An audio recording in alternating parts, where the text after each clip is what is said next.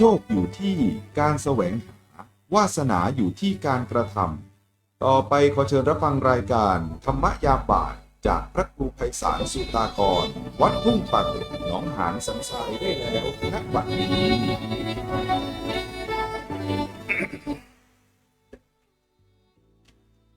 ขอยกมือ10 นิ้วกราบนอบน้อมปันตาอภิวาทน้อมระลึกถึงอย่างพระอรหันตสัมมาสัมพุทธเจ้าผู้แสวงหาซึ่งประโยชน์อันยิ่งใหญ่ขอนอบน้อมอย่างพระธรรมคำสอนในศาสนานี้ที่องค์สมเด็จพระสัมมาสัมพุทธเจ้าได้ตรัสแสดงไว้ดีแล้วขอนอบน้อมระลึกถึงอย่างพระสงฆ์สาวกผู้ใหญ่ผู้มีทิฏฐิอันหมดจดและงดงามด้วยเสียงแก้วของข้าพเจ้าและขอถวายความเคารพนอบน้อมไว้สามายังครูบาอาจารย์พระเถรานุเถระพระภิกษุสงฆ์สามเณรพระสังฆาธิการสงฆ์สมณศักดิ์บัณฑิตนักปราชญ์ท่านผู้มีความรู้ทุกรูปทุกตนทุกองค์มาด้วยความเคารพขอเจริญสุขเจริญธรรมมาอย่างพ่อออกแม่ออกศรัทธาชมพ่อยมแม่พ่อหมอนแม่หมอนพ่ออุ้ยแม่อุ้ยปีป่านะอาท่านผู้ฟังผู้มีบุญทุกท่านที่ติดตามรับฟังธรรมะยามบ่ายทางสถานีวิทยุพระพุทธศาสนาและจริยธรรมจังหวัดเชียงใหม่96 เมกะฮัตซ์โดยการส่งลิงก์สัญญาณไปณสถานที่ตั้งสถานีวิทยุก็คือตั้งสื่อกลาง อาคารสุเทพสุพรหมครุประชาข้างหอพญามังรายใจกลางเมืองเชียงใหม่และต่างเจ้าหน้าที่ก็ส่งขึ้นยังวัดพระธาตุโดยสุเทพราชวรวิหารโดยความเมตตาธรรมอนุเคราะห์ของท่านพระอาจารย์พระมหาประสิทธิ์ประสาธิโกผู้คอยกริ่งและส่งสัญญาณได้ความและขออนุโมทนาบุญกับผู้อำนวยการใจดีพ่อครูวรบนามวงปมที่ได้มีจุดมุ่งหมายได้ให้โอกาสจังพระภิกษุสงฆ์สามเณรผู้มีความรู้ได้มาพูดจากับโยมพ่อโยมแม่ท่านผู้ฟังผู้มีหัวใจอันเป็นธรรมะวันนี้ก็มาอยู่กับตนตัวของอัตมาภาพพระครูไพศาลสุตกรเจ้าวาดวัดทุ่งประเกตตำบลหนองหานอำเภอสันทรายจังหวัดเชียงใหม่ออกในนามคณะสงฆ์จังหวัดเชียงใหม่และในนามคณะสงฆ์อำเภอสันทรายโดยมีหลวงพ่อท่านพระครูกุศลธรรมวิจัยได้มอบหมายในการสนับสนุนเผยแผ่ธรรมในครั้งนี้ วันนี้เราก็มาอยู่กับกันต่อในเรื่องสิ่งที่บุคคลเรานั้นควรรู้ควรศึกษาเพราะว่า ในวิถีชีวิตของคนเรานั้นเป็นสิ่งที่เราจะเห็นได้ว่าเราเกิดมาแล้วเมื่อเรามาพบพระพุทธศาสนาและมีการนับถืออย่างพระพุทธศาสนาการนับถือพระพุทธศาสนานั้นหมายถึงอย่างใดนั้นก็หมายถึงเขาว่าเราจะถือจังองค์พุทธปฏิมาหรือการที่เราไปสักการะบูชาอันเป็นสิ่งศักดิ์สิทธิ์ต่างๆนานาหรือว่าเราใส่กันแก้วทั้งสามอันนี้ก็คือถือว่าเป็นนับถือพุทธศาสนาจริงนั้นหรือไม่หรือว่าเราเป็นพุทธในทะเบียนบ้านตามสมโนครัวพ่อแม่เอานับถือพุทธเอาก็ในทะเบียนบ้านเปิ้นก็มีสังกัดเขาว่านับถือพุทธศาสนาอย่างนี้เป็นต้นเราก็เรียกว่าเจ้าพุทธอันนี้เป็นสิ่งที่เรานั้นควรเก็บพิจารณาว่าการที่เราจะนับถือพระพุทธศาสนานั้นก็หมายถึงว่าเราได้น้อมรับธรรมคำสอนขององค์สมเด็จพระสัมมาสัมพุทธเจ้าซึ่งเป็นตัวแทนของพระผู้มีพระภาคเจ้าที่ได้ชี้ขุมทรัพย์บอกแนวทางแสงสว่างกับหมู่เฮานั้นได้พ้นจากแห่งเขาว่าโอคะโอคะแปลว่าห่วงน้ำโอคะแปลว่าห่วงแห่งกิเลสต่างๆนานานั้นเกิดขึ้นสาธาญาติโยมทั้งหลายในสิ่งเหล่านี้บางเขาบางคราวเราก็มีความเข้าใจผิดว่าการนับถือพุทธศาสนาจะเป็นการหื้อตาลการใส่บาตรเพียงแค่นั้นจริงหรือไม่มันก็เป็นสิ่งที่เราจะเห็นได้ว่านั้นก็คือเป็นการทำทานในภายนอกแต่สิ่งที่จริงๆลึกๆนั้นก็คือน้อมนำมายังรักธรรมความสอนของพระองค์นั้นเอามาใช้เอามาศึกษาเอามาแก้ไขเพราะว่าวิถีในชีวิตของคนเรานี้บนโลกนี้เนี่ยสิ่งที่มันเป็นกิเลสมันมีอยู่แล้วไอ้อย่างคือกิเลสสถานญาติโยมทั้งหลายก็คือรูปเสียงกลิ่นรสความสัมผัสถูกต้องต่างๆนานาเหล่านี้เนี่ยมันเป็นตัวกิเลสอยู่แล้วเหตุที่มันเกิดขึ้น บางครั้งบางคราวคนเรามีความปรารถนาอยากได้อยากมีอยากเป็นอยากจะเอายึดมาเป็นของตัวเองมันบางครั้งบางคราวเมื่อเราบ่ได้ดังใจเหมือนดังที่เราคิดเราก็มีความทุกข์ใจอย่างนี้เป็นต้นเราก็มาศึกษาต่อกันในเรื่องแห่งคำว่าสติปัฏฐานสี่วันนี้ศรัทธาญาติโยมทั้งหลายก็จะมาสู่หัวข้อเมื่อตะวันนี้ก็ได้อู้ถึงในหลักธรรมที่หาเขาว่าโคจรโคจรของพุทธบิดาที่องค์สมเด็จพระสัมมาสัมพุทธเจ้าแล้วบอกว่าสิ่งที่เป็นโคจรอันเป็นรูปเสียงกลิ่นรสสัมผัสซึ่งมันเป็นสิ่งที่อันน่าปรารถนาน่าใคร่น่าพอใจน่ารักชักคนไข้ชวนกำนัดต่างๆนานาเหล่านี้มันก็เกิดมาจากสิ่งที่ก่อให้เกิดกิเลสก่อให้เกิดแห่งความยึดมั่นต่างๆนานาแต่ถ้าว่าเราลองมาใจพิจารณากันว่านี่ก็คือเป็นสิ่งที่อโคจรทั้งสิ้นแต่สิ่งที่บุคคลเรานั้นถ้าเราประกอบได้ยินก็ตามได้เห็นก็ตามได้ยินก็ตามได้กินก็ตามได้ลิ้มรสก็ตามได้สัมผัสก็ตามแต่ถ้าว่าเรามีสติสัพพัญญะรู้เท่าทันมันถามว่าบุคคลเรานั้นจะเปื้องสิ่งเหล่านี้ได้ก็มันบ่สามารถที่จะเปื้องได้แต่เมื่อเรารู้เท่าทันมันว่า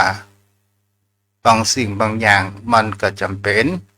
บางสิ่งบางอย่างมันก็ไม่จำเป็น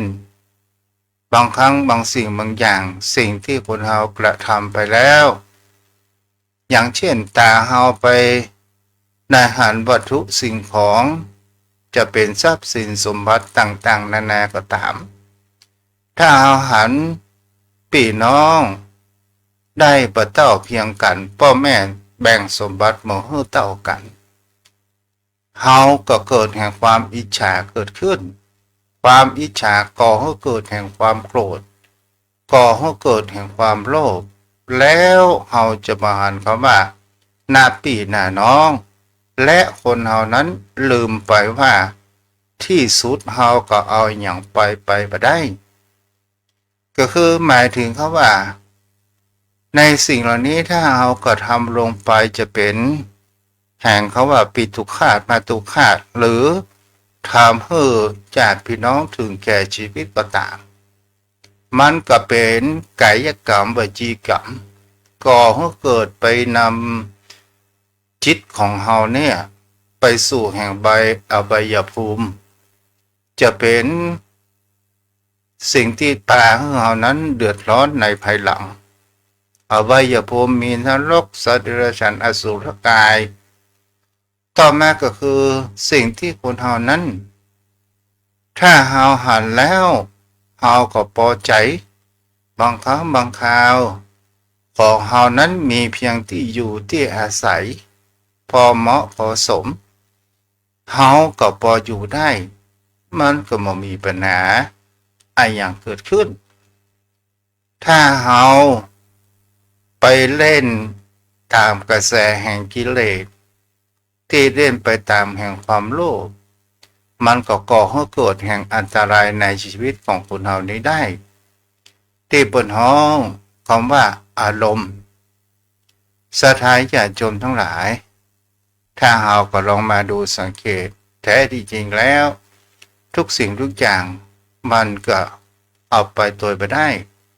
สิ่งที่เราจะเอาไปตัวได้นั้นก็คือแห่งเขาว่า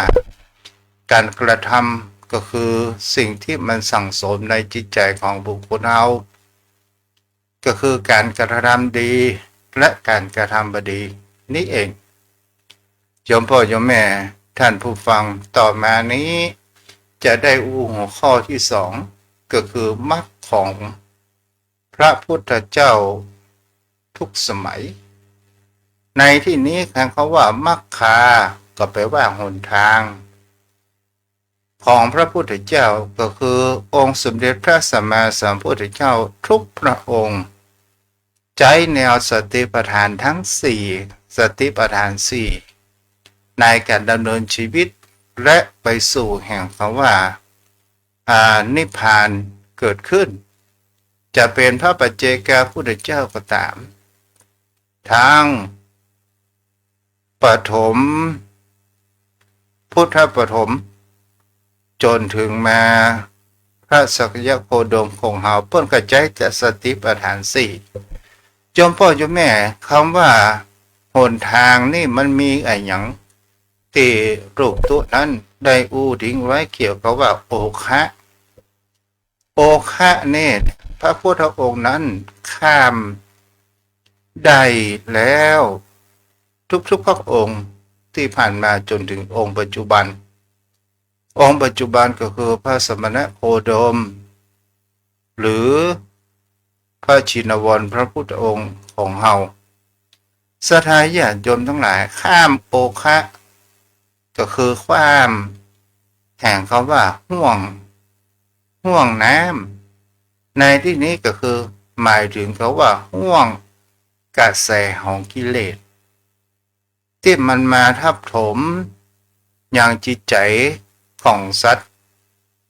ทั้งหลายจมลงอยู่ในวังบนแห่งคำว่าเวียนว่ายตายเกิดที่มันหมองรู้จักจบจากสิ้นผลของห่วงแห่งกิเลสนี้มันก็มีอยู่4ประการด้วยกันวันนี้ก็จะกับโยมพ่อโยมแม่ได้รับฟังกันและก็ได้มีอุปมากับโยมพ่อโยมแม่นั้นได้รับฟังอย่างเขาว่าจะเป็นเรื่องแห่งพุทธชาดกของพระพุทธการก็ตามกามโคกามโมคะเนี่ยหมายถึงเขาว่ากระแสกิเลสที่คือกามะบวกกับโอคะแล้วเอามาสนธิกันก็เป็นกามโมคะก็เป็นกระแสกิเลสคือกามมาคูณ5นั่นแหละสถานญาติโยมทั้งหลายไอ้อย่างเพราะว่ากามพ่องก็คือรูปเสียงกลิ่นรสนั่นแหละกามมาคูณอันที่คนเฮานั้นมีความปรารถนากันบางครั้งบางคราวนี่ก็เป็นสิ่งที่เราจะหาได้ว่ากามมาคูณ5ต่อมาทิฏโถคะหมายถึงเขาว่ากระแสแห่งความเห็นผิดก็คือมีความเห็นวิปลาสที่ทุกเจ้าถูกตู้ได้ไปแล้วในครั้งก่อนก็คือการเห็นผิดการเห็นในแห่งเขาว่าเห็นในสิ่งที่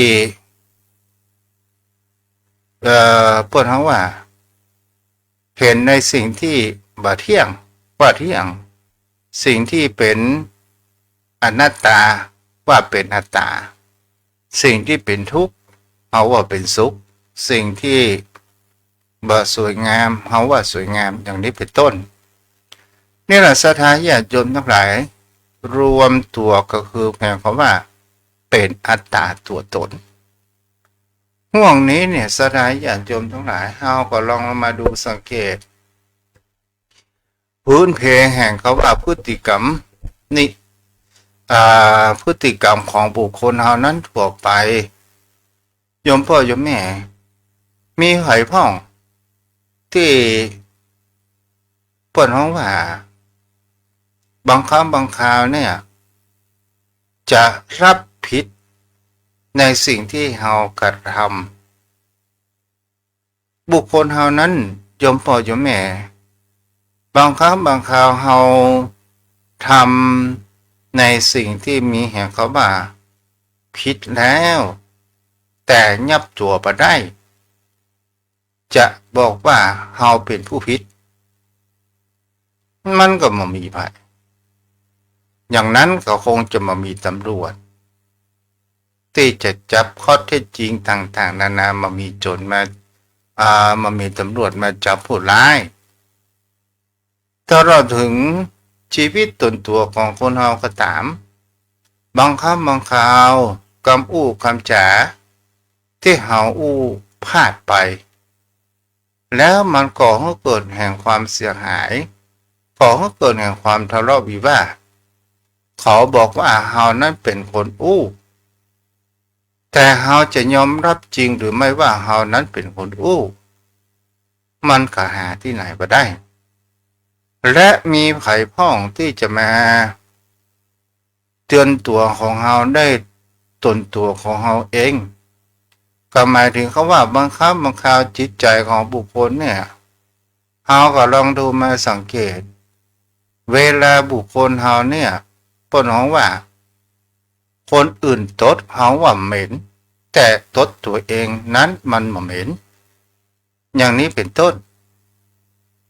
และบางสิ่งบางอย่าง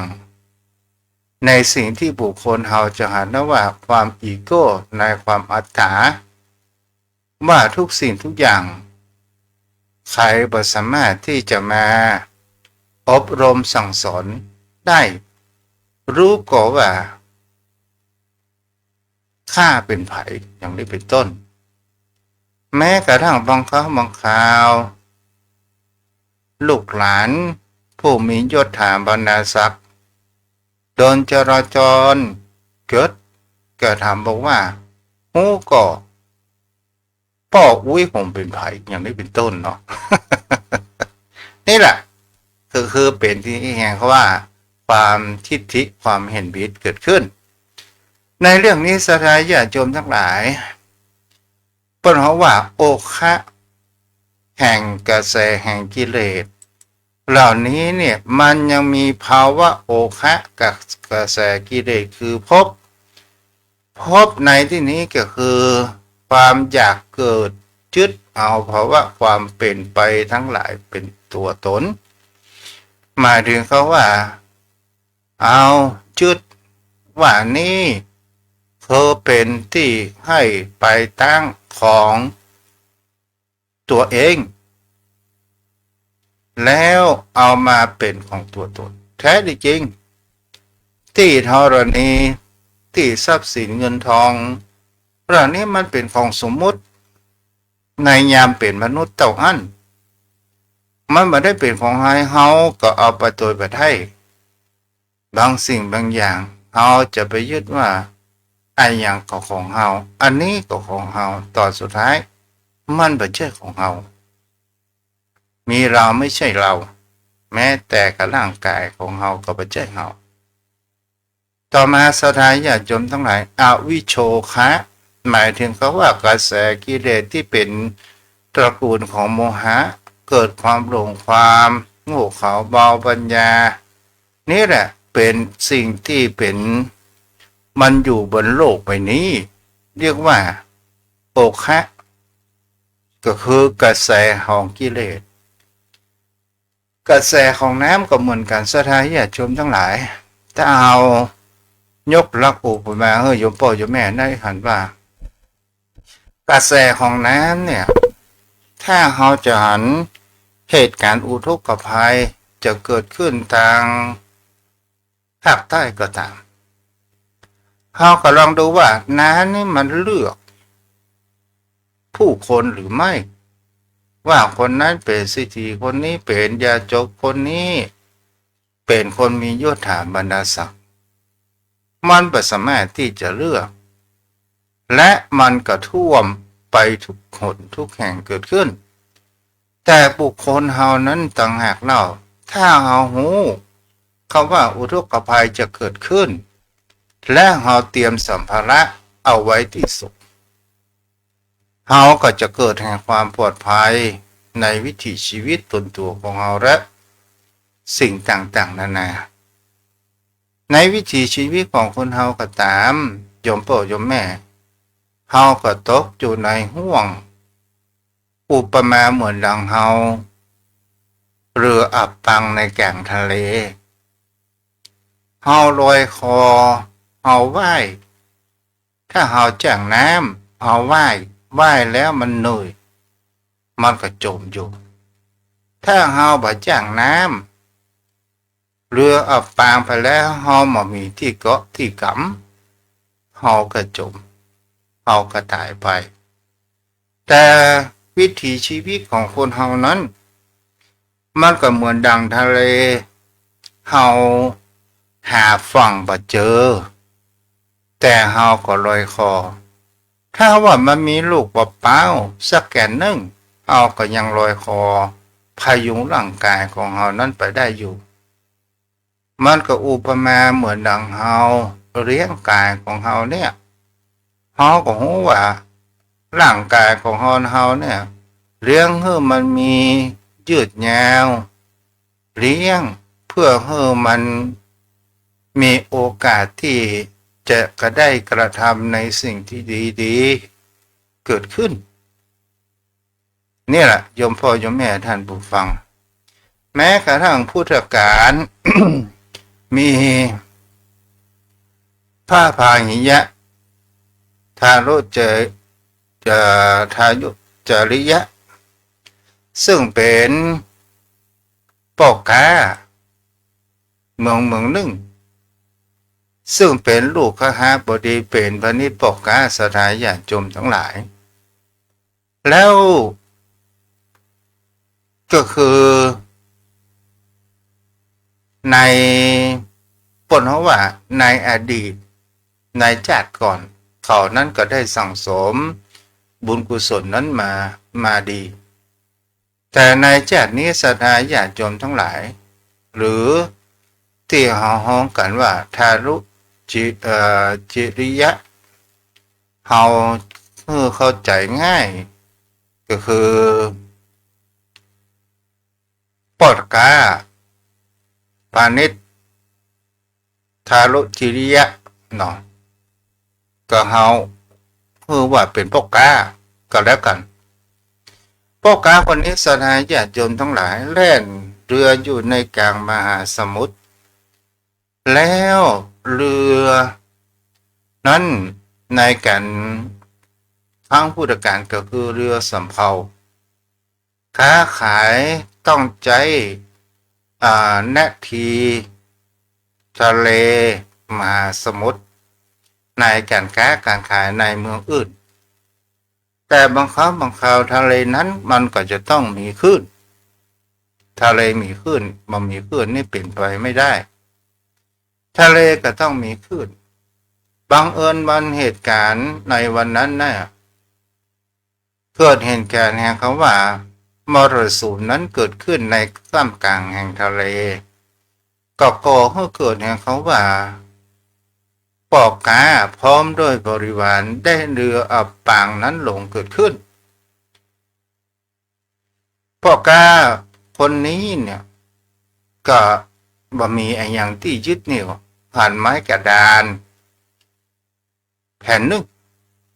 และก็ได้อาศัยกระดานนั้นศรัทธาญาติโยมทั้งหลายแล้วก็ไปถึงชายฝั่งแห่งเขาว่าในสุปภาลาภะไปถึงแห่งตาชายฝั่งแห่งหนึ่งแล้วก็มามีผ้าอย่างนุ่งผ่อน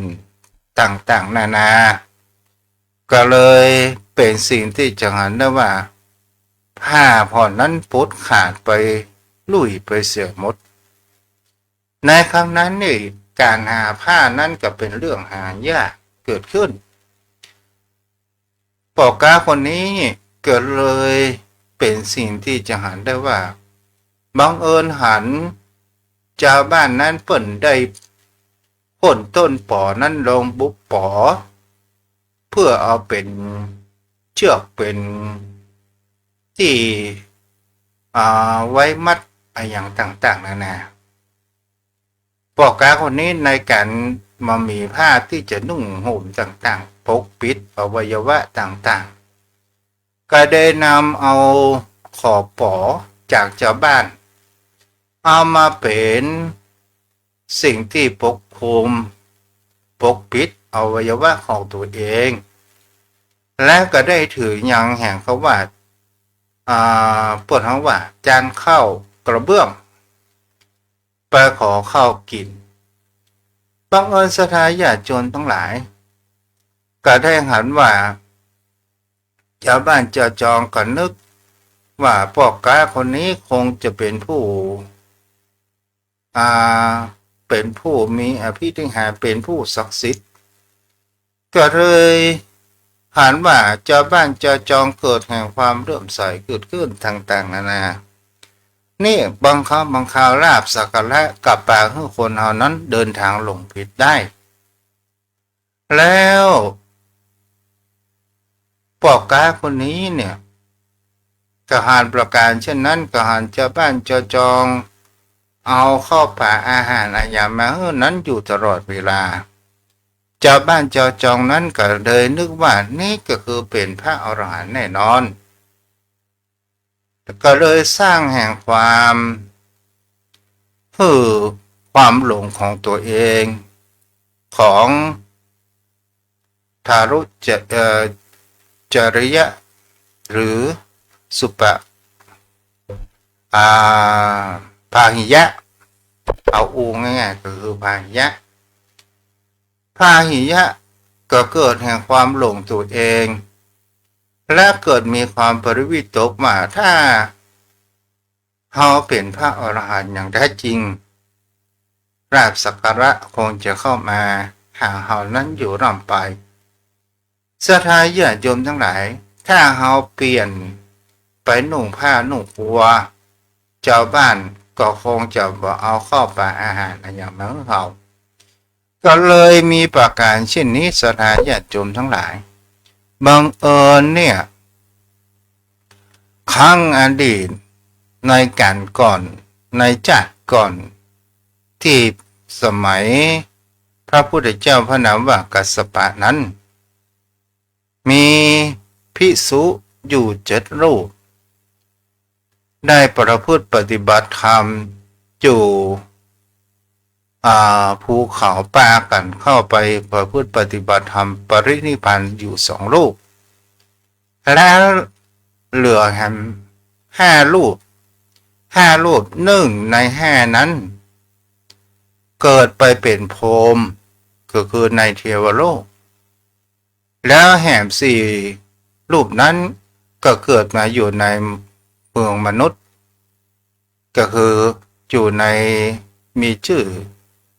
เป็นพระเถระ1 ในนั้นก็คือพาหิยะก็ได้ลงมาบอกว่าพาหิยะเธอจะไป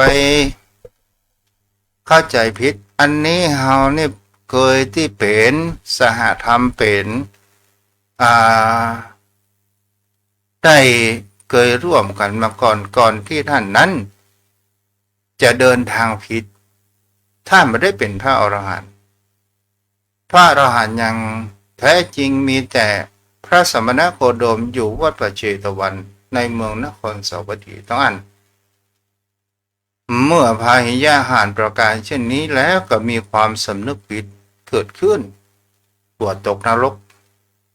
ศรัทธาญาติโยมทั้งหลายพาหิยะนั้นก็ได้สละปอแล้วก็นุ่งผ้าแล้วก็เดิน1 ราตรี15 โยชน์ครูบาอาจารย์ก็บอกว่าก็ด้วยพระอนิหารแห่งเขาว่าพรหมบางท่านก็บอกว่าเป็นอนิหารเป็นอภินิหารของพระพุทธเจ้าพอเดินทางไปพูดว่า1 คืนไปจนถึงพจน์ที่นครสาวัตถีแล้วบังเอิญวันนั้นเนี่ยพระพุทธเจ้านั้นได้ไปโปรดเมตตาบิณฑบาตอย่างกับโปรดเมตตากับเจ้าบ้านเจ้าจองพระหิยะนั้นมาถึงนครสาวัตถีแล้วก็ไปถวายบังคมแต่องค์สมเด็จพระผู้มีพระภาคเจ้าขอพระพุทธองค์นั้นจงแสดงธรรมให้แก่ข้าพเจ้าพระพุทธองค์นั้นก็บอกว่ามันไม่ใช่เหมาะสมในกาลเวลานี้ เธอหลีกไปก่อนพรายะพรายะก็ได้อู้ไปจ๋าว่าชีวิตของพระองค์ก็ตามชีวิตของผมก็ตามหมอว่าจะอยู่ถึงวันพรุ่งนี้นั้นหรือไม่พระหิยะนั้นได้ตื้ออยู่3เวลาด้วยกันแล้วพระองค์นั้นครั้งที่3นั้นพระองค์ได้แสดงธรรมว่าเราจะแสดงธรรมเพื่อเธอนั้นโดยย่อเห็นรูปสักแต่ว่าเห็นรูปได้ยินเสียงสักว่าได้ยินเสียงได้กลิ่นสักว่าได้ยินกลิ่นสัมผัสว่าสักว่าได้สัมผัสแค่นี้นะสถานญาณโยมทั้งหลายบุญก่อปาพาหิยะได้ถึงแห่งเขาว่าบรรลุเป็นพระอรหันต์ในเพศแห่งคารวะนั้นอยู่เพราะว่าบุญกุศลในสั่งสมมาในพระพุทธเจ้าพระนามว่ากัสสปะก่อนนั้นได้สั่งสมมามันก็เป็นว่าเปิ้นว่าบุญญาธิการแต่พระหิยะนั้นมันมีบาทและจีวรพระพุทธองค์ก็บอกว่าไปหาบาทและจีวรบังเอิญก็ไปแปะงัวที่อันเป็นกู่เวรกู่กรรมก็คือนางยักษินีได้เป็นงัวควิดขายังพาหิยะนั้นลวดตายไปสถาญาติโยมทั้งหลาย ในที่นี้เราจะหันเถอะว่าที่ตุเจ้าได้บอกว่าโอคะห่วงแห่งเขาว่ากิเลสต่างๆนานาเหมือนดังพาหิยะนี้เนี่ยถ้าบาหันฟังเมาจมปักลงตัวเองเจอในราบสักการะเกิดขึ้นถึงใครจะมาเตือนก็ตามก็บอกฟังนี่ก็คือเป็นคนที่เป็นบุคคลที่บาหันฟังแต่บังเอิญมีพรหมผู้เป็นกัลยาณมิตรได้มาบอกกล่าวนี้บัจใจเธอบัจใจเป็นพระอรหันต์เด้อมีแต่พระพุทธเจ้าพระสมณโคดมเพียงพระองค์เดียวทั้งอันที่เป็นพระสัมมาสัมโพธิญาณพรายยะก็ได้สำนึกเจนจะหันฟังในวิถีชีวิตของคนเราเล่าโยมพ่อโยมแม่ท่านผู้ฟังทั้งหลายก็เป็นสิ่งที่เราจะเห็นได้ว่าโอคะข่วงแห่งกิเลสโอคะข่วงแห่งน้ำเอากระลองพอว่ากิเลสพวกเสียกิเลสเนี่ยมันทับถมบุคคลเขานั้นทั่วไปจะมีไผที่จะพอหูทางออกรู้เท่าทันมันก็โดยการอาศัยแห่งคำว่าสติปัฏฐานสี่สติปัฏฐานสี่วันนี้ยังไม่ได้ลงลึกไปเตื้อสติปัฏฐานสี่เบื้องต้นนั้นก็คือเฮาจะเป็นอยู่ในแห่งคำว่าวิหารธรรมก็คือมีสติสัพพัญญะเพื่อหูอยู่ตัวตลอดว่าเฮากระทำอะไรอย่างอยู่ตลอดจนถึงแห่งคำว่าเวทนาหูว่าเฮาคิดอะไรอย่างอยู่ถ้าเฮาคิดคำว่ามีความอิจฉาเพื่อหูว่าตอนนี้เฮาเป็นความอิจฉาแล้วเมื่อเฮาหูเนี่ยกิเลสต่างๆนานาเนี่ยนะถ้ามันถูกรู้แล้วเนี่ยมันจะแปลให้จิตใจของคนเรานั้นสงบถ้าอย่างคำว่าเฮาพิจารณาเกี่ยวอาการเวทนานั่งเมินเจ็บแข้งเจ็บขาแล้วเฮาก็ลองมาดูว่าพิจารณาว่าเวทนาเนี่ยมันเที่ยงหรือบ่เที่ยงเวทนานี่มันเป็น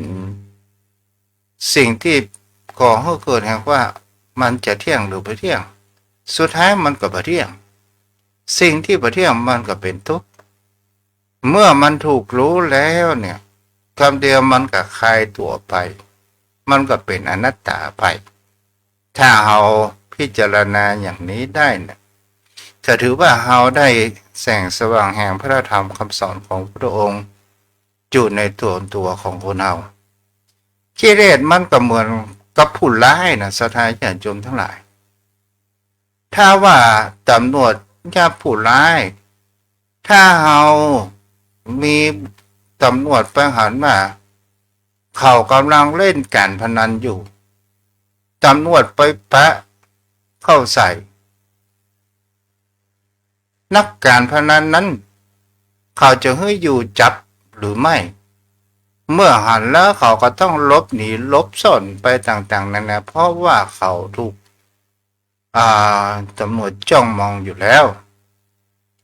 กิเลสก็เหมือนกันถ้าเราใช้สติสัมปชัญญะปัญญาของคนเราเนี่ยเราพิจารณาหันแห่งกระแสแห่งความคิดที่มันมาก่อกวนเรามันก็จะมีแห่งคำว่าความสงบในเวลาใดเวลาหนึ่งเพราะว่าความคิดสิ่งที่มันปรุงแต่งเนี่ยมันก็บ่เที่ยงมันก็เป็นทุกข์และมันก็มามีแก่นสารอะไรอย่างต่างๆนานาเกิดขึ้น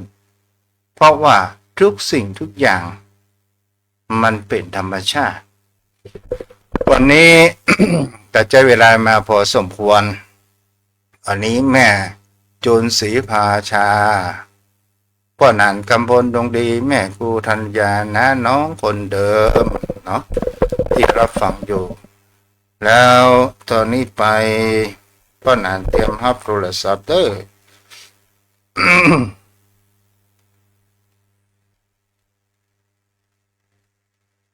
สถานญาติโยมเจ้าพ่อเจ้าแม่ท่านผู้ฟัง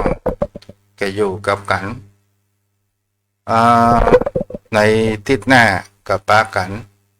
ถ้าใครจะติดตามรับฟังจะพัดสุก5 โมงถึง 6 โมง 104.5 บางเตื้อก็ได้ออกบางเตื้อก็ไม่ได้ออกเนาะต้องกราบพระนิธรรมพระพุทธเจ้าความเคารพอย่างสูงยิ่งครับพระเจ้าครับ วันนี้อากาศเย็นสบายดีเนาะออกตัวสบายครับพระเจ้า2-3 วันก่อนนั้นเย็นนักลงไปรับตัวประเทศไทยนักละคนไทยไม่ปวดนี่คือระดับพระเจ้าครับอ๋อเป็นไออะไอเลิฟยูอ่ะอันนี้ท่านพระพุทธเจ้าระบบเนี่ยเจ็บไม่ดีครับ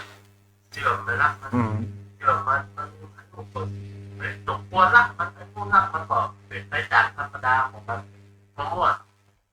ก็ไฟรักไฟผมเป็นแจ้งว่าต้นนี้ต้นธรรมดาไฟโอ้ปัญญาบันถึงกันแล้วเวลาเท่าด้วยมาเดียวมาที่เหมือนแต่ก่อนถ้าท่านพระพุทธเจ้าอย่างหน่อยมันก็มันปั้นที่เสมเลยครับอย่างนี้มาคนต่างดินต่างแดนเนาะมันจะได้นะมันมาเปิดแต่ก่อนนะแต่ก่อนนี่มันถึงเหมือนดังเดิมเนาะโอ้เหมือนท่านพระพุทธเจ้าอย่างเปลี่ยนแปลงโมดจะต้องปรับสภาพเข้าอยู่กับมันได้นะครับท่านเจ้าครับจ้ะวันนี้ทุจาได้อู้แห่งเขาว่าโอคะห่วงแห่งน้ำห่วงกระแสแห่งกิเลสเนี่ยพวกนั้นครับโอคะสงสารห่วงทั้งห่วงเกี่ยวแห่งกิเลสนะครับเจ้าโอ้คนเราจะหันได้ว่าคนปัญญาของคนเรานี่ได้สร้างแห่งคำว่าเปิ้นเขาว่าปริศนาธรรมเวลาคนตายเปิ้นเอาไข่เป็ดไข่ไก่เพื่อไปข้ามห่วงแห่งแม่น้ำนี่มีสี่สายเนาะปะนั้นเนาะครับที่ท่านเจ้าว่าไข่เป็ดไข่ไก่คือศีลธรรมกรรมฐานครับท่านพระพุทธเจ้าเป็นศีลธรรมกรรมฐานและที่จะข้ามองค์ข้าสงสารที่ท่านเจ้าว่าเอาเป็ดกับไก่ที่สมถะกับวิปัสสนาครับไก่กับเป็ดถ้าไก่อ่อนแรงต่อเป็ดเนี่ยครับเป็ดมาข้ามน้ำแต่ไก่นั่นดีข้ามนะครับท่านเจ้าครับเพื่อฟังปริศนาทำไว้เขาตีเปิดประแตกมาได้ครับท่านเจ้าก็คือหมายถึงเขาว่าห้ามข้ามโอคะแห่งกิเลส4 สายนี่เมื่อก่อน ครับใช่ครับท่านเจ้าอาศัยสมถะและวิปัสสนาค่ะก็คือเป็ดกับไก่เนี่ยเพิ่นฝังปริศนาธรรมไว้ครับ อืมนักปราชญ์เปิดฟังมันมีหลายอย่างโดยมันมีฝ่ายมีเขตมีคือปัญญาเหมือนกันเจ้าผมอ่านมันเป็นภาพเมืองที่นักปราชญ์มันแต่งไว้ไขปริศนาธรรมตรงสามหาผมอธิบาย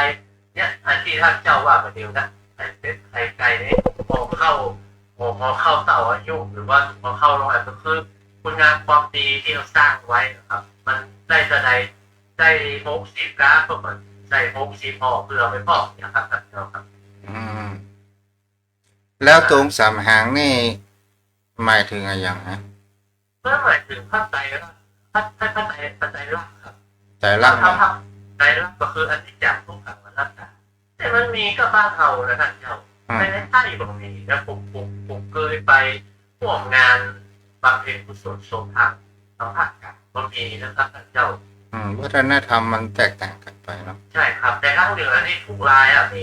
แต่มันประสานงานแต่ว่ามันตัดแตกต่างกันไปอยู่ไม่ได้บางทีก็ตัดมาเป็นพิธีมันก็มาได้ติดกระดาษเงินกระดาษทองนะครับติดฟองเป็นพวกเป็นหน้าอันนั้นนะครับขาวๆด้านไปแล้วนะครับ ตุ้งเล็กเนาะป่ะน่ะ เพราะตรงในตรงจองหมายถึงนิมิตของพระเจ้าสิบอย่าง อ๋อ ก็กับผมจำได้แบบเสี่ยงนะแต่ว่ามันจะมีข้าวสารมีทรายมีเล็กมีตองมีจืด มีน้ำแล้วมีอย่างแล้วประมาณ แสดงถึงจากของพุทธองค์แต่ละรูปแต่ แต่ ละ ละ อ รู ง ปเรา ค์ เป็นนิมิตนะครับเพื่อเราเป็นนิมิตเพื่อระลึกถึงท่านนะก็ดูเพลงและเพลงกสีนะครับท่านเจ้า อ๋อ ก็เลยมาเป็นจุดสมาเพื่อเอาไว้บนหลังร่องนะครับมันจะไว้บางที่ไปไว้ที่แต่พระเจ้าไว้บรรจุนะครับเอาไว้บนหลังร่องของบนตายครับครับฟ้าล้างหน้าครับใต้สายสีไหว้สูงหัวนะครับท่านเจ้า ปะเป้านี่มันเป็นธรรมเนียมของพราหมณ์ไม่หมดปัญหา ใช่เอามาจากอินเดียคือขันแตกของสังขารแล้วโปกล่างนะแล้วอินเดียนี่เพิ่นถูกหัวกระโหลกเพิ่งแตกครับแต่เอาเปิดบรรจัยก็คือว่าเอาเปล่านั่นแตกครับเอาเปล่าปุ๊บมันแตกอยู่ครับ แล้วถ้าอู้ถึงปริศนาที่ที่เขาหาแนมประการหนึ่งก็คือเวลาที่เปิ่นตัดกลมยามคมยามที่ผมคือไฟที่เราเกิดมามันมาคนเดียวไปคนเดียวแล้วมันดับเกิดขึ้นนั่งดูแล้วมันเหมือนดับไปการดับเนี่ยมันมีหลายอย่างที่ท่านเจ้าเคยเทศนาว่ามันดับด้วยกรรมมันดับร้อนกรรมด้วยมดเชื้ออะไรอย่างครับคมยามก็เช่นเดียวกันลมไม่แห้งก็ดับเหมือนกันถ้าตกเจ้าบางทีก็ที่สายมันเสี่ยงน้ำมันมันก็ดับเหมือนชีวิตคนเรานะเกิดมาก็อยู่เมินห้องอยู่ห้องก็แล้วแต่เหตุแต่ปัจจัยของมันมันจะมีขับมันดับร้อนหรือว่าเสี่ยงอายุไขเนี่ยครับถ้าต้องเจ้าเนี่ยคมยามนี่ยังอยู่แต่ประเดี๋ยวยังมีครับแต่ว่าบางอย่างหายเวลาท่านเจ้าบางอย่างก็ไม่มีแล้วครับมันหมดไป แต่ก่อนนี่กลมยามเนี่ยเปิ่นมือดับเนาะ เพื่อนมันรู้จักเพื่อนมีตลอดแต่คนมาเดียวเมื่อก่อน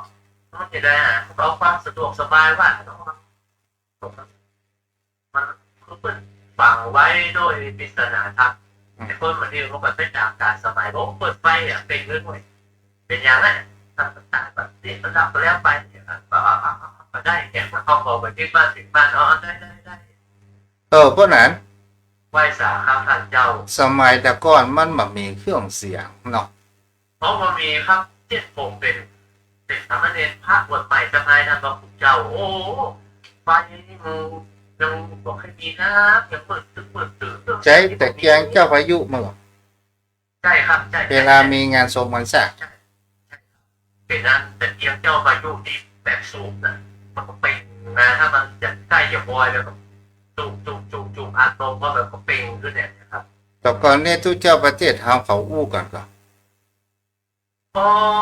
ก็อย่าเลยดังเพิ่งจะเททำแล้ว ว่าเดี๋ยวมีเครื่องเสียงเขาก็ยังอู้กัน โอ้ นะถามว่าคนสมัยก่อนเพิ่นอู้กันก็ เขาก็มีแต่เพิ่นก็ฮู้ดักเนี่ยอ้าวมันมีเครื่องเสียงพระท่านเจ้าเพิ่นก็จะตะโกนพ่อจากบางทีตำลุงเด้อไปพาครับติดพร้อมกันเด้อพระเจ้าเปิดจะเทศทำแล้วเด้อดักฟังทำเด้อกันเด้อก็บอกเปิดมันมีเครื่องเสียงพระท่านเจ้า อีแก้วฟังน้ำเด้ออีเนาะนี่ครับ อ๋อก็ให้ลูกโยมนะครับที่ไปต้มไปปอกนี่มีอยู่ด้วย อะไรยังไง มีเขาบอกว่าเข้าเลยนะว่ามาบอกมันยังมีอยู่เนาะก็เป็นความเชื่อนะครับผมว่าถ้าเจอเรื่องดีก็เป็นการคือถ้าตำบุญเจ้าบนปัดก่อนเนาะไม่ได้ประโยชน์ส่วนที่ผมโดยได้มากได้ผลถ้าไว้ที่ก็ไม่งูต่อมันจะแล้วก็เดียวกับแมงก็มาที่ไปดีก็มีอย่างนั้นมีแมวมีอย่างบางทีว่าเอาไปไว้ในตาดีกว่าหน่อยแต่บางคนก็ความเชื่อมันยากนะท่านเจ้าความเชื่อของคนนะแต่บางคนก็เชื่อฟังว่าไปเนี่ยเอาไปจ้างเดี๋ยวบางคนไปเนี่ยอยู่กับคนเลี้ยงไปนะครับมันน่าจะได้นะท่านเจ้าครับ เจ้าแม่นละ ใน เนี่ย กล้ ก็ องนะผมเห็นแล้วจะที่เป็นกล้องลองห้ามสีแม่เนื้อไว้ผ้าจะพ่อเนื้อผมมีละหายไป ถ้า แล้ว ปกหกลูกมันนั่งฟังธรรมนี่เงียบได้ไง โอ้โหถ้าพระคุณเจ้าพอมันลินก็มันจะไปมันอู้โสเหตุเป็นปัจจัยพอมันลินชีมันแล้วมันจะไปฟื้นจะได้มันนำซ้ำยังนักแข่งเดี๋ยวนะตู้เย็นมันจะโอ้โหวางเย็น อู้ถึงเนี้ยอู้ถึงอย่างว่าตายแล้วฟื้นที่ต่างภาคอย่างที่เอาหักข่าวนะถ้าฉีดฟอร์มาลินอย่างตามบ้านเรานี่มันมีสิทธิ์ที่จะฟื้นแล้วเนาะ โอ้ถ้าพระคุณเจ้าไปได้มาอย่างนี้เพราะเอาไปเชี่ยงไปแล้วครับมีแล้วเชี่ยงไปแล้ว ตามว่ากลางนี่เพื่อนรอครบ12 ชั่วโมงกับว่าอะไรมูลเนาะ อ๋อถ้าที่2 ชั่วโมงน่าจะเป็นห้ามโซมที่เขาบอกแต่เขาซบพ่อแม่ประกาศไปเปิดบอกว่าอ๋อที่ประเทศต้องอยู่ในรอห้องดับทีถ้า2 ชั่วโมงตามระเบียบเปิด น้องรอไปหัวมันฟื้นหน่อยตามระเบียบเปิดก็นั่งรอเดี๋ยวตอนหลังนี่มางูละเปิดจากกี่โมงหรือว่าเปิดจ่าย7 โมงละ8 โมง9 โมงนี่เข้าไปเชื่อเปิดเราไปไว้ห้องนี่ดับกินอยู่ตั้ง10 โมง11 โมงก็ไปก็เป็นหนังเปิดแล้วไปครับ ต้องมาทำเรื่องอะไรอย่างเงี้ยก่อนเนาะ ใช่เรื่องอย่างแล้วมันก็ต้องรอ2 ชั่วโมงตามระเบียบเปิดนะครับแต่ถ้าพูด2 ชั่วโมงก็ถึงติดใจครับท่านครับ ครับเอาละเพราะนั้นพอสมควรเวลาเนาะ ครับขอกราบแจ้งไตไปสาท่านเจ้าด้วยความเคารพอย่างสูงยิ่งครับ ถ้าท่านญาติธรรมกัลยาณมิตรกัลยาณธรรมทุกท่านก็ได้ฟังธรรมะแต่พร้อมๆกันมีความยินดีเบิกบานฟังแล้วก็ได้สติปัญญาเพิ่มพูนขึ้นมาเนี่ยนะครับเป็นการสร้างเสริมบารมีของเราข้ามภพข้ามชาติไปพร้อมๆกันนะครับขอขอบพระคุณครับสวัสดีครับ อนุโมทนาเด้อเจริญพรพระและโยมพ่อโยมแม่ที่อยู่ทางบ้านใครจะโทรมาสนทนาธรรมพ้องโทรเข้ามาได้เด้อ063-163-9950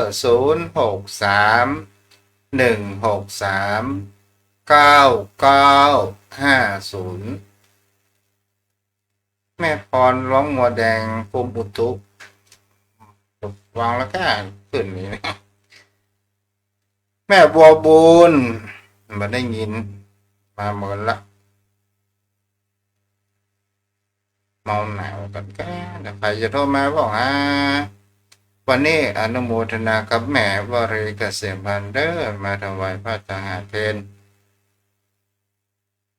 โทรเข้ามาได้063-163-9950จมพ่อจมแม่จะไปลืมเด้อ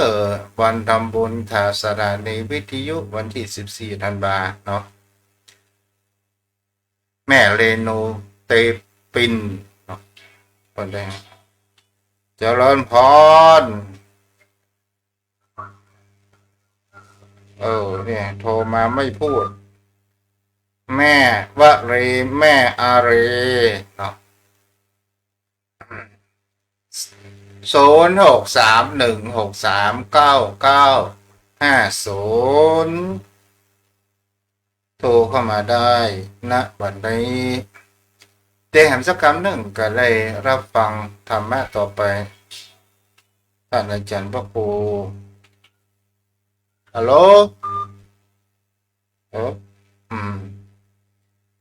0631639950ฮัลโหลแม่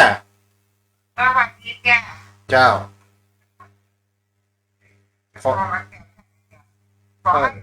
เราฟัง10 โมงเย็นเหรอ5 โมงเย็นเหรออืม พฤหัสศุกร์อ๋อจะตะกูเราต้องเลย เป็นไงจะ ล็อกเกอร์ให้ล็อกเกอร์จ้ะสวัสดีจ้ะ ผลรักษา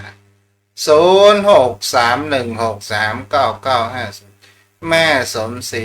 น้อยปัญญากำลังเปิดขึ้นมารับฟังกันเนาะ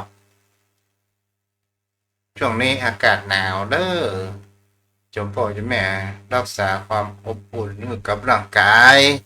เนาะ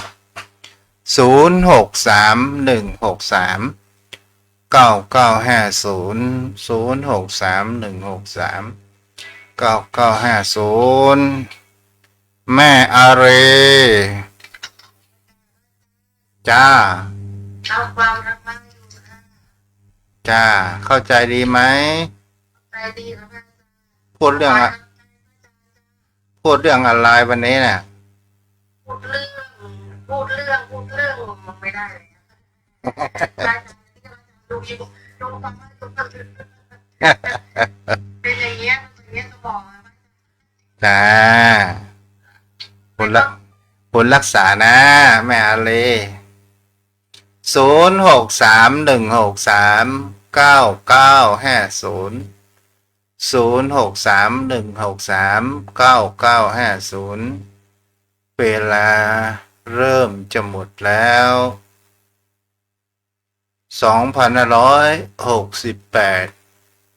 2568ค้างอีก20 กว่าวันก็จะหมดแล้วชีวิตของเราก็หมดไปอีก1 วันเจริญพรจ้าแม่อย่างนี้ แม่จะสีดวงแสงจ้ะ แม่จันทร์สีดวงแสงโอ้ดีอนุโมทนาวันที่14นี่ได้มีโอกาสก็จะไปอยู่เนาะถ้าบัดทิศคิดนิมนต์อย่างนั้นแม่ฟังอยู่ที่ไหนนี่จ้าเอ้าวันนี้ไว้เพียงเท่านี้เด้อหมดเวลาหมดอายุวันโนสุขังพลัง